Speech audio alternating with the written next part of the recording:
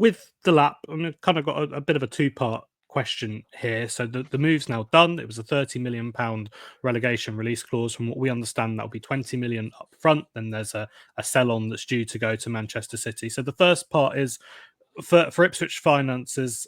What does that kind of mean going into the summer? And then from there, how big of a blow is it that they've not been able to recoup his value? Because I think if it wasn't for that clause, you're looking at a striker that's probably worth 50, 60 million, potentially even more if you could drive that kind of bidding war. So how would you kind of see that?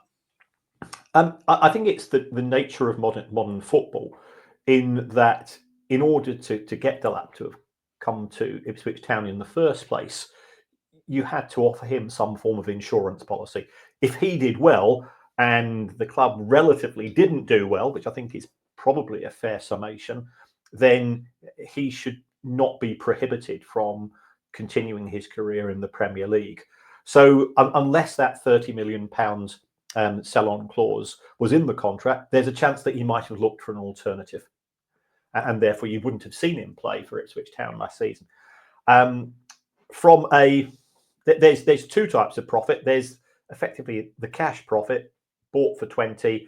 City probably got what, 15%, 20% sell-on clause, and he sold for 30. So you've got a cash profit of 8 million. Was he on a 4-year deal at Ipswich? Yes, yeah, would have been, yeah. So therefore his book value decreases by a quarter each year. So his book value would have been 15, sold for 30. City would have got, let's say 2 million. So you're looking at a £13 million profit, which goes into your PSR calculation. So I think Ipswich are in a very strong position this summer in terms of their ability to recruit. Looking at the losses of the club, they were sizable. There's no doubt about it. In the Championship, the club lost £40 million, which isn't great, but by Championship standards, I've seen far higher, I can assure you. So I think fans should be relatively relaxed in terms of Ipswich's ability to generate profits from this deal and utilise that in the summer markets. At the same time, I would be frustrated because there's no doubt that his fair market value is far higher than 30 million. But that's modern football, and agents and players in particular want to preserve their options, because it allows him, for every pound that Chelsea didn't pay for Delap last week was an extra pound that can go to the player in terms of an enhanced contract. With those relegation release clauses, then, bit of a tough question, I know, but are they something that you've seen quite a lot in football when you've looked at these things in promoted teams, especially because we know Delap's had one? There have been rumours, at least, that Amari Hutchinson has one at around the £35 million mark. Are they quite a common part? Yes. Certainly, agents have cottoned on to them. And there are broader issues, even in terms of clubs that are not relegated. We've just seen Kuna go from Wolves to Manchester United to 62.5 million. He's arguably worth more than that.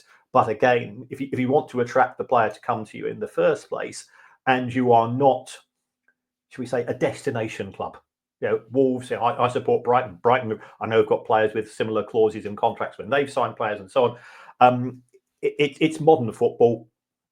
Players want to play at the highest level. They want the opportunity to be in the Champions League. They want the opportunity to be able to promote themselves in terms of getting into the international area as well. And therefore, you're more likely to do that for the high-profile clubs than the sort of the middle-class ones. So that is embedded into contracts.